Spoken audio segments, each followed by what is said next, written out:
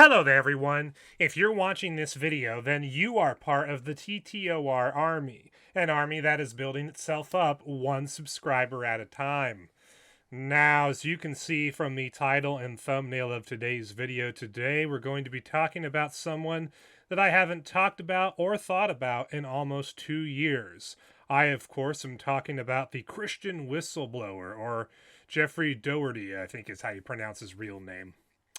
Anyway, the reason why we're talking about him is because apparently I've been living rent-free inside of old Jeffrey's head for the past 2 years, and on the evening before Easter and throughout Easter Day, old Jeffrey decided to comment on my video I made about him 2 years ago and demonstrated his total lack of maturity for a man as old as he is.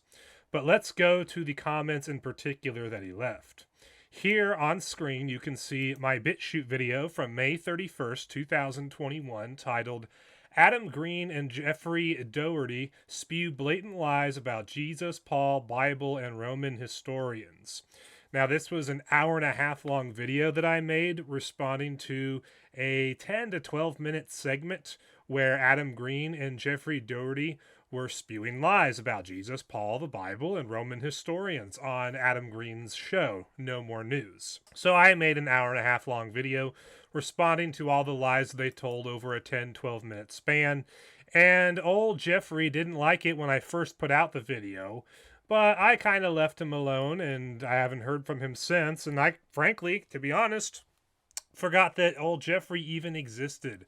But apparently old Jeffrey didn't forget about me, because when I woke up on Easter morning, I found the Christian Whistleblower, Jeffrey, making a comment where he said, "Hey, Mr. TTOR Army, why don't you have me on for a live discussion instead of backstabbing me?" Now,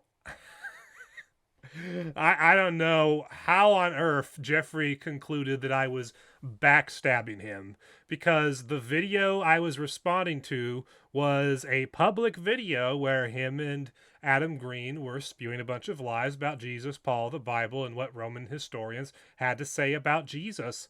And so I was responding publicly to a public video. If I had had a private discussion with Jeffrey where he spewed all these lies and then I revealed the contents of that private discussion in my public video, then Jeffrey could say that I was legitimately backstabbing him. But responding to a public video by making my own public video response, that's not backstabbing in any way, shape, or form. It's not like Jeffrey and I were friends who I decided to just make a video dunking on him.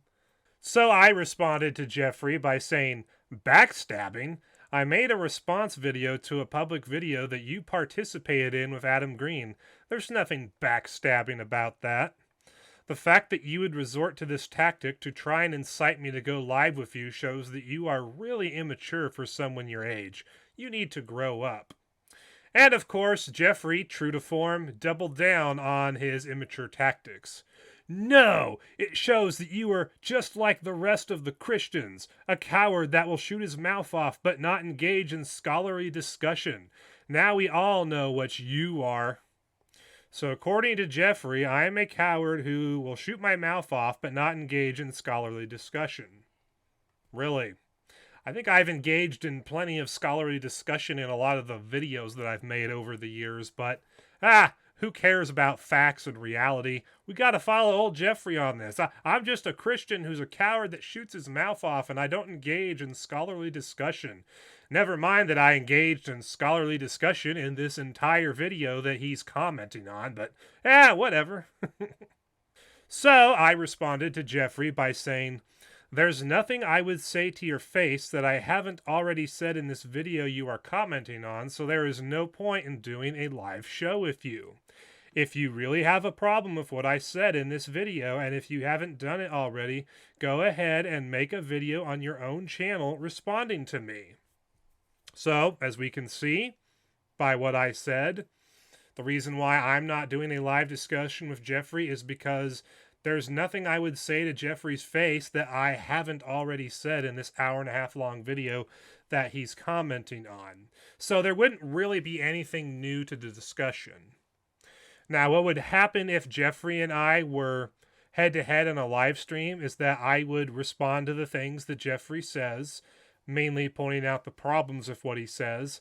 And what will happen is Jeffrey will get upset and he'll go on and rant and rave against me of all kinds of ad hominem attacks, just like everyone who tries to argue with me does when I counter their arguments.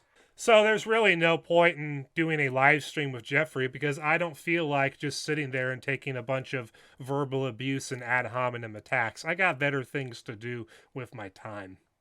But hey, I gave Jeffrey an out.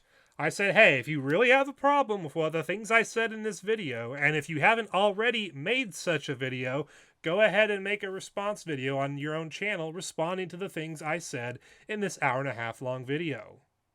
Because that's what Jeffrey would do if he was a mature, responsible adult. He would make a video responding to the things I said in this 1.5 hour long video, or at least he'd make a series of videos responding to the things I said if he didn't want to make a gigantic video. And if Jeffrey made such a video, I would absolutely watch it and respond to it.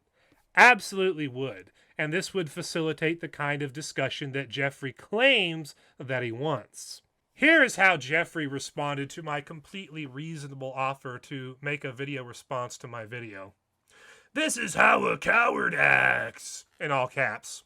"Avoiding live, real-time discussion. You can't react on your feet because you are programmed. How sad. We would have laughed at you in my day as a Christian, and I laugh at you now. And Green is just as big a coward as you are."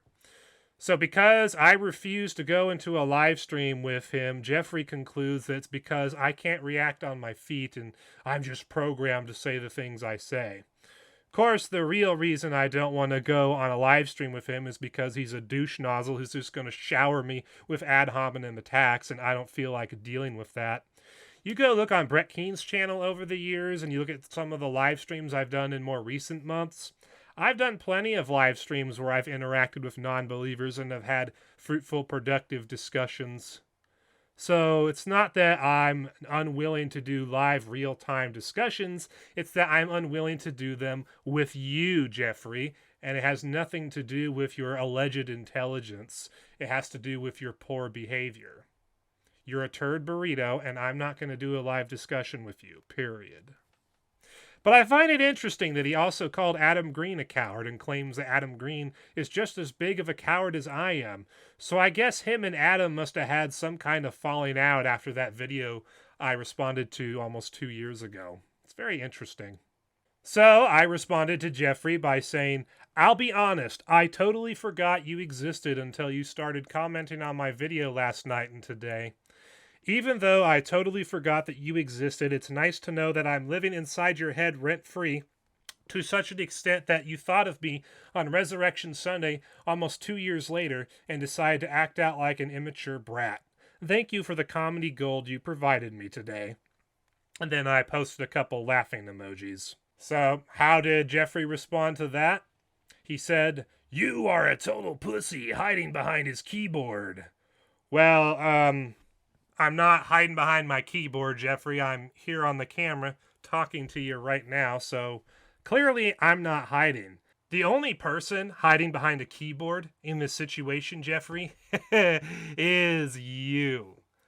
And I think the best way to end this video, Jeffrey, is to tell you a little story about a man named Kenny Rhodes. Kenny Rhodes was a visiting scholar for Reasons to Believe who had done a few debates against atheists and non-believers regarding Christian apologetics topics in the past. Well, back in 2018, I did a couple videos responding to some things that Hugh Ross had said, and Kenny Rhodes was so triggered by my videos that he spent the next 10 to 14 days leaving comments on my channel on various videos challenging me to a debate, just like you're doing. Challenging me to a live, real-time discussion, just like you're doing. And he just would not leave me alone. And after I had a brief discussion with Kenny Rhodes, questioning why he was trying to challenge a small creator like myself to a debate when he's supposedly this big-time scholar and should have better people to debate than a small creator like myself, he eventually left me alone. But when I came back to YouTube last year, Kenny Rhodes returned and continued his attacks on me and Brett Keane and anyone else who dared to call him out. And, well, you want to know what happened to Kenny Rhodes last year? I'll tell you what happened to him last year, Jeffrey. After he threw a giant temper tantrum and attacked me on a personal level, like you're doing, Jeffrey, Kenny Rhodes ended up being suspended by Reasons to Believe for threatening violence against physically disabled people. And then after he did that, he made a video where he threatened me as well and said he was coming for me. And then, about 10 months ago, roughly, he was in a live stream with Brett Keane and myself and others, and he attempted to justify his content creator friend Smokey Saint's pedophilia by appealing to Joseph and Mary in the New Testament Gospels.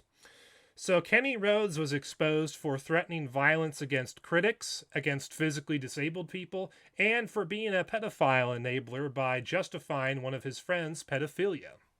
That's who Kenny Rhodes turned out to be when he decided to resume his attacks on me last year, Jeffrey. So let that be a cautionary tale. I know you're a turd burrito, Jeffrey. I know you're not a good person. I know you're incredibly immature because the line of attack that you're using to try and goad me into doing a live, real-time discussion with you just doesn't fly to rational, reasonable people. I don't do live, real-time discussions with immature people like you. But I'm sure you got some more skeletons in your closet that you wouldn't want people to know about, so I'm just going to give you a warning right now. Leave me alone. Don't try and goad me into doing a live discussion with you when you clearly have no interest in being rational and civil. Just don't do it, bro. Leave me alone. Because if you don't, God will expose you for who you are, Jeffrey. He already has, to an extent, exposed you for who you are through my video that you're commenting on. But if you don't want God to reveal all the skeletons in your closet, you should probably leave me alone. That would be my advice. And for those of you watching this video, I will have the link to my Kenny Rhodes playlist in the description box down below so that you can check out all of the Kenny Rhodes saga and how much of a freak show that was. But anyway, with that, I bid you guys adieu, and I will see you in the next video. Peace out.